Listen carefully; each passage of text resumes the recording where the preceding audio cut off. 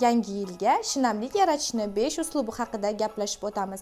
Yangi yilga oz fursat qolganligi sababli uyimizga iliqlik, bayramona kayfiyat yaratishni 5 ta uslubi. Birinchi uslub hech qanday detallarsiz iliq rangli abo'ylar. Albatta bu sizga, xonangizga, uyingizga iliqlik va qulaylik beradi. Ikkinchisi oq rangli chiroqlardan qochgan holatda to'q sariq rangli chiroqlarni o'rnatishimiz lozim. Chunki bu o'zgacha kayfiyat baxsh etadi. Uchinchisi, hech qanday yangi yil bayramlarsiz siz sariq rangli chiroqlarni o'rnatsangiz, uyingiz ajoyib muhitga ega bo'ladi. To'rtinchisi, choyshab va gilam, shunga o'xshash detallar sizni uyingizni o'zgacha interyerga olib keladi.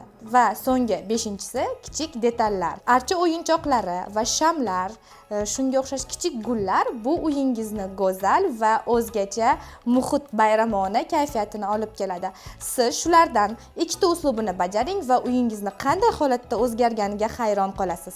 Max Decorga tashrif buyuring, biz bilan uyingizni va xonadoningizni bayramona kayfiyatga olib kelasiz.